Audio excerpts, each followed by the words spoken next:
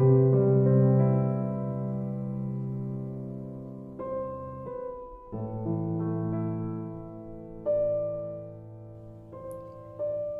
সাথে আমার আলাপ হয় ফেসবুক থেকে। আমি সেভাবে চিনতাম না তোমায়। কয়েকটা ছবি দেখেছি, দু একবার প্রোফাইল ঘুরে এসেছি তার আগে। তারপর যখন প্রেমে পড়লাম, তখন আমাদের 2 মাস চলছে বন্ধুত্বের।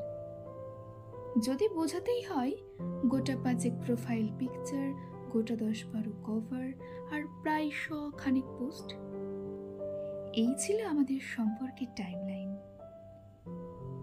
তুমি ছেড়ে গেছো যে কদিন হলো, তারও একটা টাইমলাইন আছে।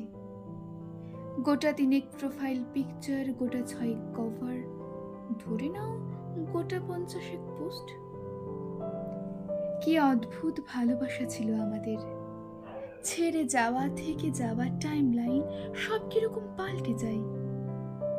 তারপর যেদিন আমি তোমার ব্লক লিস্টে যাই, সেদিন থেকে কত লেখা লিখেছি, কত পোস্ট শেয়ার করেছি, তুমি হয়তো দেখোইনি, বা দেখেছো হয়তো বন্ধুদের প্রোফাইল থেকে। আচ্ছা, কখনো ভেবে দেখেছো একসময় কত পরিচিত ছিলাম আমরা, আর এখন আমরা চিনি না একে অপরকে। এই সুবিধাটা ফেসবুক আমাদের দিল। যাকে ভুলতে চাই জোর করে, তার অনিচ্ছায় তাকে তুমি তোমার চোখের সামনে থেকে সরিয়ে দিতে পারো, ব্লক করে দিতে পারো।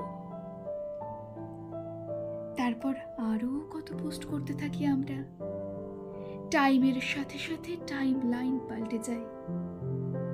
কিন্তু ভেবে দেখেছো কি, এক সময় তুমি যাকে চাইলে নির্দ্বিধায়, তাকে এমন পর্যায়ে ঠেলে দিলে আর কোনো দিন কথা হবে না। একটা বয়স পার করার পর যখন মনে পড়বে, পারবে খুঁজতে, পারবে আনব্লক করতে। যখন লগ ইন বা লগ আউট করার ক্ষমতা সামর্থ্য আর থাকবে না, একটা বয়স মনে করার পর মনে থাকবে আনব্লক করার কথা। শুধু এইটুকু বলার ছিল তোমায়, ফেসবুক থাকবে তো চিরকাল, সময়ের সাথে সাথে আরো যুবক হবে। আমরা কিন্তু এই জগতেই আরো পুরনো হতে থাকবো। তখন চাইলেও ব্লক লিস্ট থেকে আর ফ্রেন্ড লিস্টে যেতে পারবো না। জীবন এরকমই, ছেড়ে যাও যদি তুমি চাও, থেকে যাও যদি তুমি চাও, ভুলে যাও যদি তুমি চাও। মনে যদি থাকে মনে থাকবে, জোর করে মুছে দিলে ফিরিয়ে আনা যায় না। একদিন সবাই পাসওয়ার্ড ভুলে যায়, তা জীবনের হোক বা ফেসবুকের।